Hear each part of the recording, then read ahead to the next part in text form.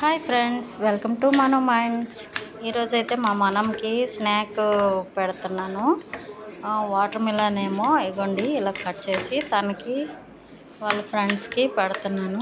Half days కదా, అందుకనేసే ఇగోండి ఇలా కట్ చేసి పెడుతున్నాను.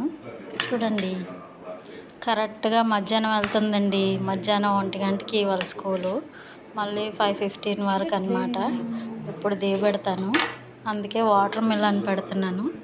చూడండి, ఇలా చూస్తే నోటికి చేతికి అంతకుండా తినచ్చు.